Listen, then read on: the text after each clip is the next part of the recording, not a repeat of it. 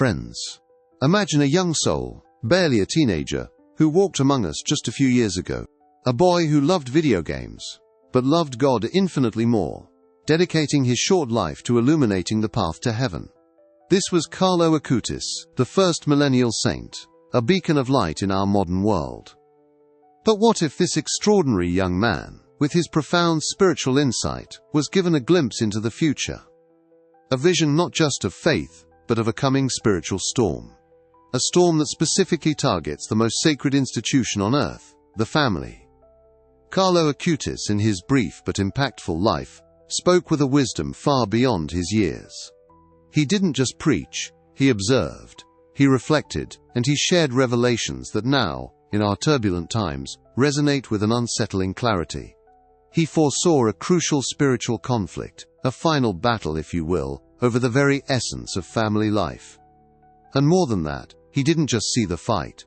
He saw the precise hidden weak point that our spiritual adversary would exploit. A vulnerability so subtle, so insidious, that many of us might not even recognize it until it's too late. This isn't just a story from the past, it's an urgent warning for the present, and a guide for our future.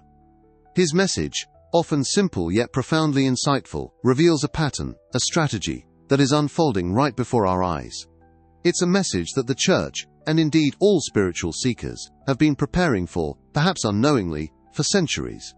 Today, we will uncover these words, understand their meaning, and learn how to fortify ourselves and our loved ones against this looming challenge. Carlo Acutis, with his deep devotion to the Eucharist and his unwavering faith, understood the spiritual landscape intimately. He knew that true strength comes not from worldly power but from an unbreakable connection to the divine. His insights were not mere speculation, they were born from a heart attuned to God's will, a heart that saw beyond the veil of ordinary perception. He didn't use complex theological terms or cryptic prophecies. His revelations were practical, grounded in the realities of daily life yet piercingly profound. He saw how the modern world, with all its advancements and distractions, could inadvertently create cracks in the spiritual armor of the family. These cracks, he warned, are precisely where the enemy will seek to enter. Think about the world Carlo grew up in, a world increasingly connected, yet paradoxically, often more isolated.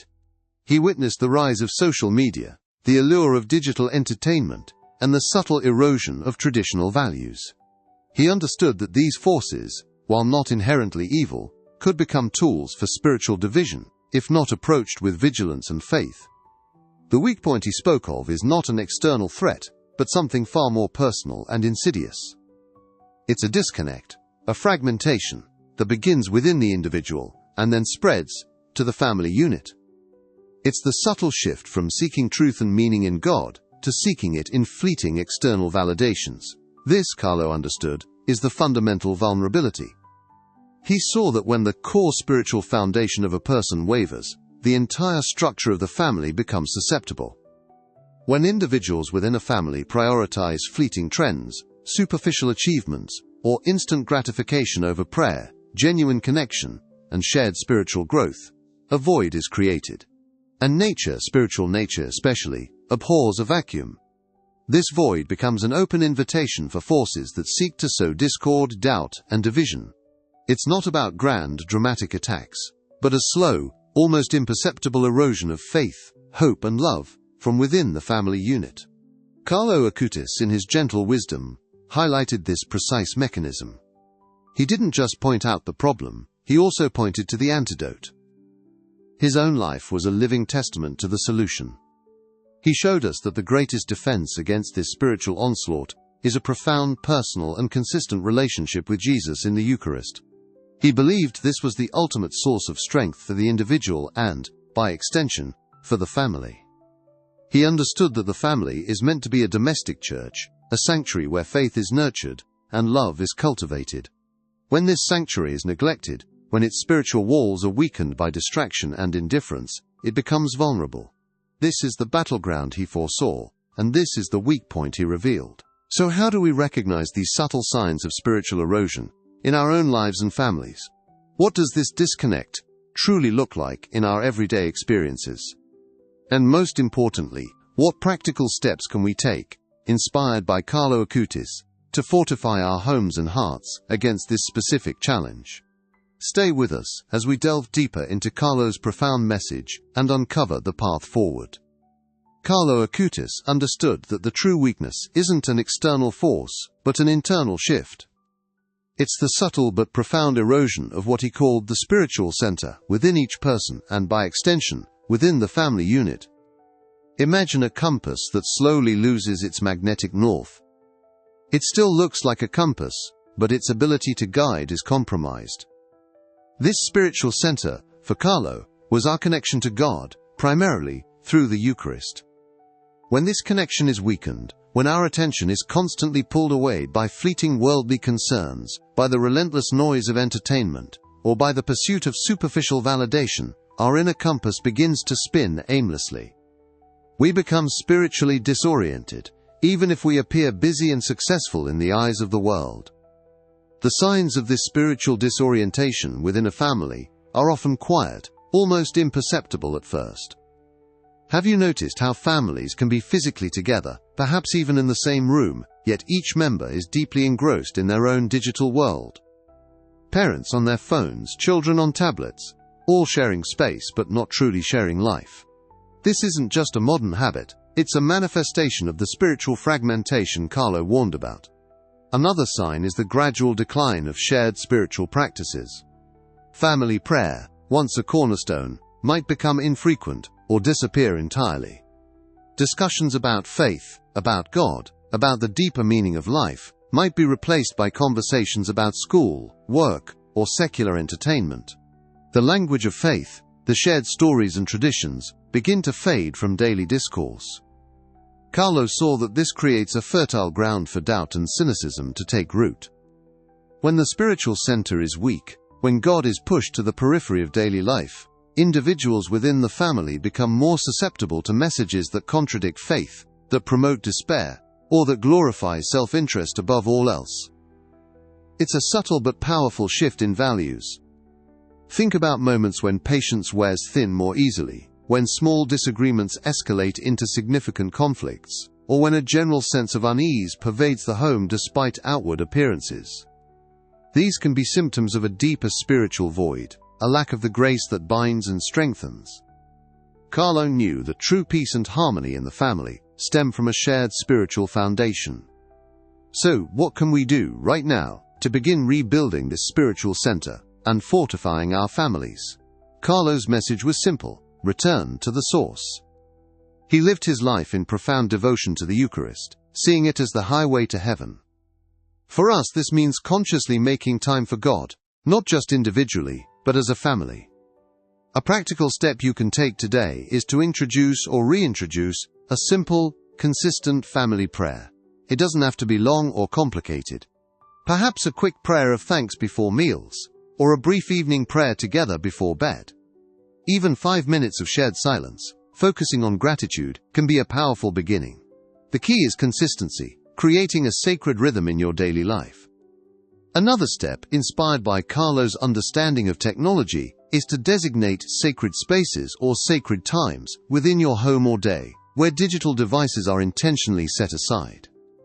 This could be during meals, during family walks, or for an hour before bedtime.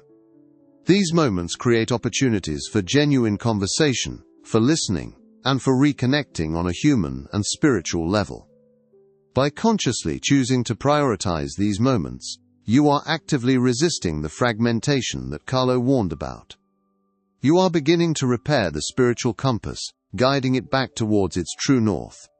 It's not about perfection, but about intention. But what happens when, despite our best efforts, external pressures and internal struggles continue to challenge our spiritual resolve? How do we address the deeper spiritual wounds that might already be present within our families? In our next segment, we will explore Carlo Acutis's profound insights into the power of forgiveness and how it heals the invisible scars that threaten to tear families apart. The spiritual battle Carlo Acutis foresaw isn't just about external distractions. It delves deeper into the very fabric of family relationships. He understood that while digital fragmentation erodes connection, unresolved hurts and unexpressed resentments act like invisible wounds. festering beneath the surface and weakening the family from within. These are the deeper scars, the ones that create silent distances between loved ones, making them vulnerable to the spiritual adversary's subtle attacks. Carlo, with his empathetic heart, knew that true family strength isn't just about being together, but about being truly united, bound by genuine love and understanding. He saw that forgiveness is not merely an act of letting go, but a powerful spiritual balm that heals these hidden wounds, restoring harmony and creating an unbreakable bond. Without it, the weak point he identified widens, allowing bitterness and division to creep in, masquerading as righteous anger or justifiable resentment. Signs of these unhealed wounds often manifest as recurring conflicts over trivial matters, a pervasive sense of tension or unspoken animosity, or a reluctance to engage in deep, meaningful conversations. You might notice a pattern of avoidance, where family members sidestep difficult topics, or a tendency to hold grudges, bringing up past offenses in present arguments. These aren't just personality clashes, they are often indicators of deeper, unaddressed spiritual hurts that are silently eroding the family's foundation. Consider the subtle ways resentment can express itself: a critical tone, a dismissive gesture, a lack of enthusiasm for family gatherings, or even a passive-aggressive silence. These are the whispers of unforgiveness, creating an atmosphere where genuine love struggles to flourish. Carlo Acutis understood that these seemingly small actions accumulate over time, creating significant spiritual barriers between family members, making them feel isolated even when they are physically present. So how do we begin to heal these invisible wounds and cultivate a spirit of forgiveness, inspired by Carlo's wisdom? It starts with an act of humble self-reflection and a conscious choice to imitate Christ's boundless mercy.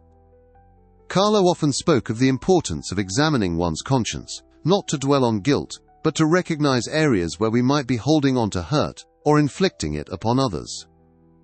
A practical step you can take today is to practice a prayer of intentional forgiveness. This doesn't necessarily mean confronting someone immediately, especially if emotions are high. Begin by praying for the person who has caused you pain, asking God to bless them and to soften your own heart. This internal act of forgiveness, even before it is expressed outwardly, is a powerful spiritual release. It breaks the chain of bitterness within you. Another powerful practice is to genuinely apologize for your own past mistakes, no matter how small or unintentional they may seem. Carlo taught us that humility opens the door to grace. A sincere "I'm sorry" can disarm resentment and create an opening for dialogue and reconciliation. Even if the other person isn't ready to receive it, your act of humility is a spiritual offering that transforms your own heart and sends ripples of healing into the family dynamic. Remember, forgiveness is not about condoning harmful actions, it's about releasing yourself from the burden of carrying resentment. It's a gift you give to yourself, and in turn, to your family. Carlo Acutis knew that this act of spiritual liberation is essential for building strong, resilient families, capable of withstanding the trials of the world. But what if the wounds seem too deep, the betrayals too profound, to simply pray away? What if the path to reconciliation feels impossible? In our next segment, we will explore Carlo Acutis' unwavering belief in the transformative power of spiritual sacrifice, and how offering our sufferings can unlock extraordinary grace for our families, even in the most challenging circumstances. We've discussed the subtle erosions of the spiritual center and the invisible wounds of unforgiveness, both of which Carlo Acutis identified as critical weak points. But what happens when the challenges become overwhelming? When the pain seems too great, or when reconciliation feels utterly impossible? Carlo's life offers another profound insight: the transformative power of spiritual sacrifice, the offering of our sufferings, great and small, for the sake of our loved ones and for the healing of our families. Carlo understood that suffering, when united with Christ's passion, is not meaningless. It becomes a powerful prayer, a source of immense grace that can pierce through the darkest spiritual barriers. This isn't about seeking out pain, but about consciously transforming the inevitable hardships of life, illnesses, disappointments, heartbreaks, relational strife, into acts of love and intercession. He knew that in a world that shies away from suffering, choosing to embrace it spiritually for a higher purpose is an act of incredible strength and faith. The signs that this spiritual sacrifice might be needed are often evident when a family faces persistent, seemingly insurmountable problems. Chronic discord, a loved one struggling with addiction, deep-seated family estrangement, or a pervasive sense of hopelessness that seems to defy all natural solutions. These are the moments when human efforts alone feel insufficient, when we realize we need divine intervention, and Carlo's message points to a path for invoking that powerful grace. Think of moments when you feel utterly helpless in a family situation. Perhaps you've tried everything: communication, therapy, logical appeals, and nothing seems to work. You might feel a profound sense of spiritual exhaustion, a weariness that goes beyond physical fatigue. These are precisely the times when Carlo would encourage us to shift our perspective, to see our pain not as a burden to be avoided, but as an offering to be made. So how do we practically engage in this spiritual sacrifice, inspired by Carlo Acutis? It begins with an intentional act of consecration, offering your difficulties to God with a specific intention for your family. This isn't about glorifying suffering, but about giving it meaning and purpose, transforming it into a conduit for grace. A practical step you can take is to consciously offer up a specific challenge you are currently facing for a family member, or for the healing of a particular family dynamic. For instance, if you are experiencing a difficult day at work, or a physical discomfort, or a moment of frustration, you can silently say, "Jesus, I offer this irritation, or pain, or weariness, for," name a family member, "and for the grace of peace in our home." This simple act elevates your daily struggles into powerful intercessory prayers. Another practice is to intentionally embrace small acts of self-denial with a family intention. This could be giving up a favorite treat, choosing to perform an unnoticed act of service, or refraining from a complaint, and then offering that small sacrifice for the spiritual well-being of your family. Carlo Acutis practiced this constantly, seeing even the smallest renunciations as valuable currency in heaven. These small offerings accumulate, creating a reservoir of grace that can profoundly impact your family. Remember, the power of spiritual sacrifice lies in its intention and its union with Christ's own sacrifice. It's not about earning God's favor, but about aligning our will with His, recognizing that His grace can work wonders through our humble offerings. Carlo showed us that even a young person can wield immense spiritual power by embracing this path. But what about the moments when we feel completely depleted, when our own faith feels weak, and we struggle to find the strength for even these small sacrifices? How can we rekindle our spiritual fervor and draw closer to the divine source of strength that Carlo Acutis so deeply cherished?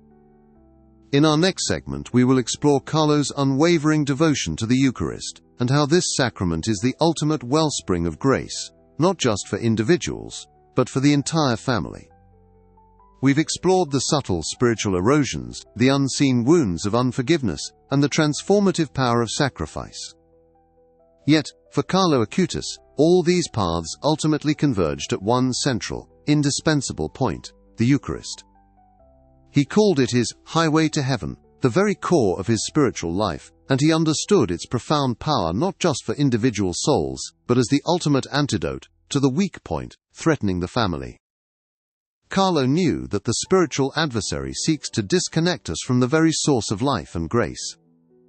By weakening our devotion to the Eucharist, the enemy attacks the heart of Christian life, severing the lifeline that nourishes and sustains us.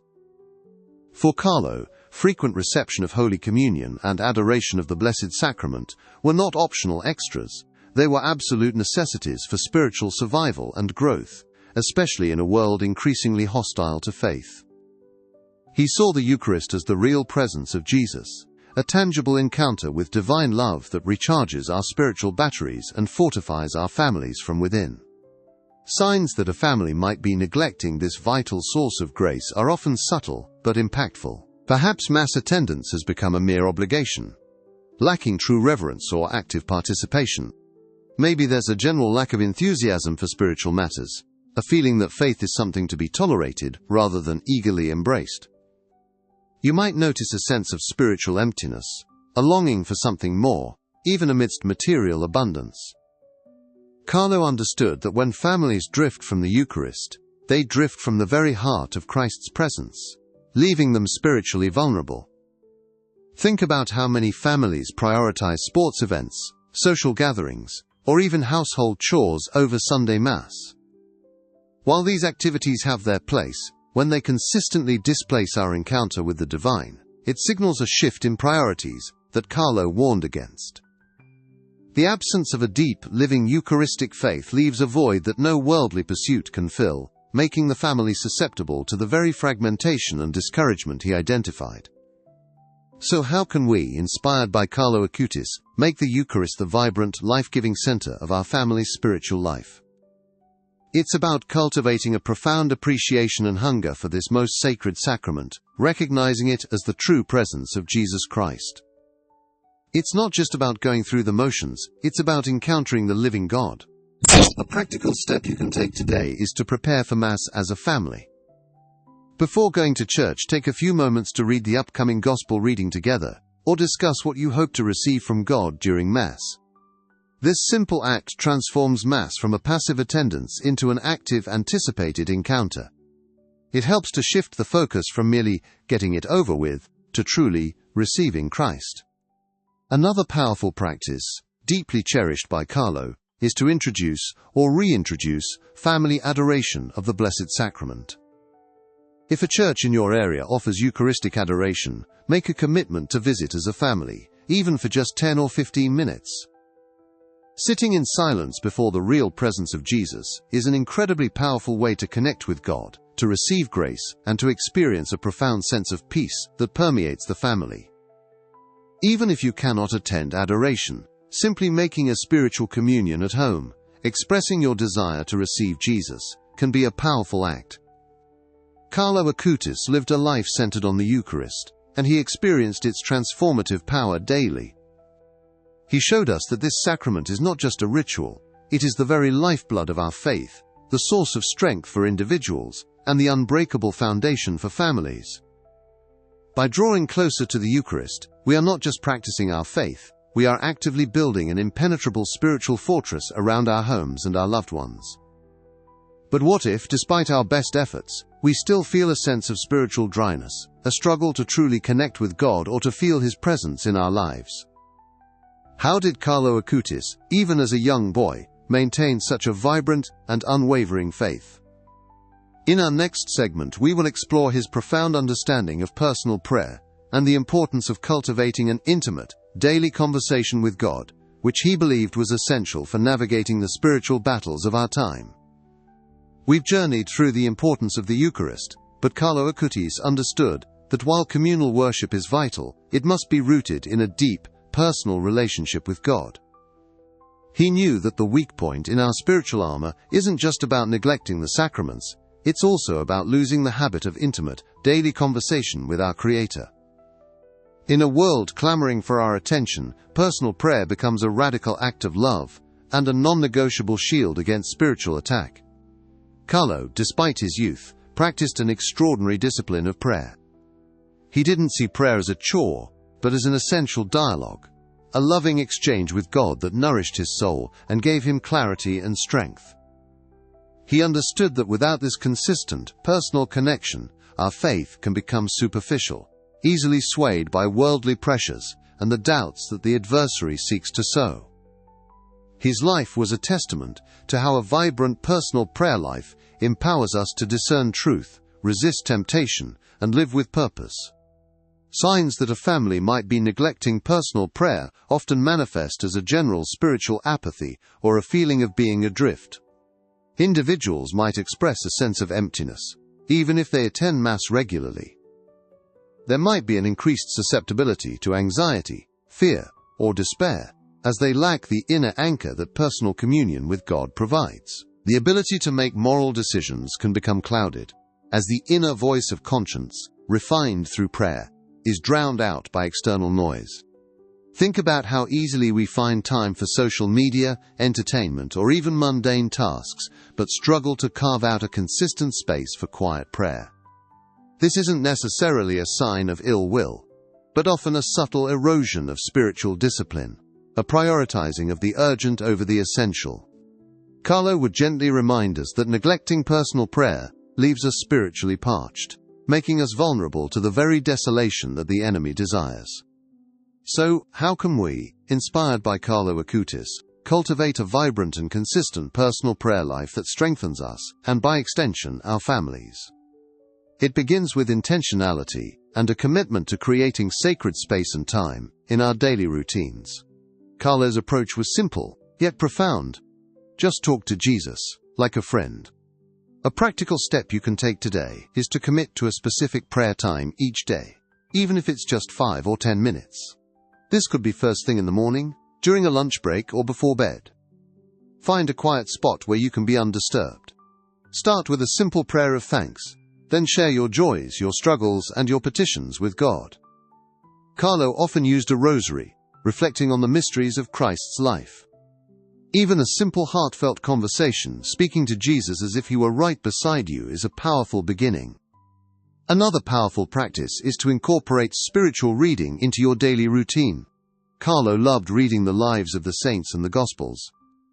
Even reading a short passage from the Bible, a spiritual reflection, or a passage from a saint's writings for a few minutes each day, can feed your soul and provide guidance. This isn't just about acquiring knowledge, it's about inviting God's Word to speak directly to your heart, shaping your thoughts and intentions. Remember, personal prayer isn't about perfectly articulated words or profound mystical experiences every time. It's about showing up, consistently, with an open heart. It's about building a relationship, one conversation at a time. Carlo Acutis showed us that this intimate connection with God is the wellspring of true spiritual resilience, equipping us to face any challenge that comes our way, and empowering us to be beacons of faith for our families. But what if, despite our best efforts, we struggle to find joy in our faith, or feel overwhelmed by the sheer scale of the spiritual battle Carlo described? How can we maintain hope and enthusiasm and inspire others, especially our children, to embrace this spiritual journey with joy and conviction? In our final content block, we will uncover Carlo's infectious joy for evangelization and his vision for how families can become powerful agents of hope and spiritual renewal in the world, radiating Christ's light in the face of darkness. We have journeyed through the profound insights of Carlo Acutis, a young saint who, with clarity far beyond his years, illuminated the spiritual battle for the family. He revealed to us the subtle but devastating weak point our adversary seeks to exploit: a spiritual disconnect, a fragmentation that begins within the individual and then spreads, manifesting as unhealed wounds of unforgiveness, a neglect of transformative sacrifice, a turning away from the life-giving power of the Eucharist, and a fading of intimate, personal prayer. But Carlo didn't just identify the problem, he lived the solution, showing us the path to fortify our souls and our homes. His life was a vibrant testament to the power of a joyful, authentic faith. Carlo's enthusiasm for Christ was infectious, drawing others to the truth with sincerity and love. He understood that the ultimate counter to spiritual darkness isn't just defense, but an active, radiant evangelization that begins within the family. When our families are spiritually strong, centered on Christ, they become not just sanctuaries but beacons of hope, radiating God's light into a world desperately in need of it. They become the domestic churches God intends them to be, powerful agents of renewal, living witnesses to the transformative power of divine love. This isn't an impossible task, nor does it require grand gestures. Carlo taught us that fidelity in the small things, consistent acts of faith and love, are what truly builds spiritual strength. It's about making conscious choices, day by day, to turn towards Christ and embrace the graces He offers. It's about remembering that the battle for the family is real, but the victory has already been won by Christ, and we are called to participate in that triumph through our faith and actions. To help you begin or deepen this journey, inspired by Carlo Acutis, let's consider some practical steps you can integrate into your daily life. For the next 24 hours, consider these simple, yet powerful actions. First, offer one intentional family prayer, perhaps a quick grace before a meal, or a simple Our Father before bed, consciously inviting God's presence into your home. Second, identify one small hurt or resentment you might be holding onto and, in your heart, make a conscious choice to offer it to God for forgiveness, even if you can't speak to the person directly yet. Third, when you encounter a moment of irritation or discomfort today, silently offer that small struggle to Jesus, for a specific family member, or for the peace of your home. Fourth, take 5 minutes for quiet personal prayer, simply talking to Jesus as a friend, sharing your day or your heart's desires. Finally, if you are able, express gratitude for the Eucharist, even if it's just a spiritual communion, acknowledging Christ's real presence. Over the next 7 days, build on these foundations. Make a commitment to attend Mass with intention, preparing your heart beforehand and actively participating. Establish a consistent, daily family prayer time, perhaps around the dinner table or before school. Incorporate a short period of spiritual reading each day, even just a few verses from the Gospel, or a reflection from a saint, allowing God's Word to nourish your soul. Designate at least one device-free family time each day, creating space for genuine conversation and connection. Perform one unnoticed act of service for a family member, offering it as a prayer. If possible, visit a church for a brief period of Eucharistic adoration, or make a spiritual communion at home, consciously connecting with Christ in the Blessed Sacrament. Reflect on the moments of grace you experience, writing them down to build a sense of gratitude. Looking ahead to the next 30 days, aim to integrate these practices into enduring habits. Seek out the sacrament of reconciliation regularly, finding healing and strength in God's mercy. Establish a consistent routine for discussing faith as a family, perhaps by reading and reflecting on the Sunday Gospel together. Identify a specific family spiritual project, such as praying a weekly family rosary, volunteering together for a charitable cause, or beginning a book on the lives of the saints. Consciously work on one area of forgiveness or reconciliation that requires deeper healing within your family, seeking God's grace for breakthrough.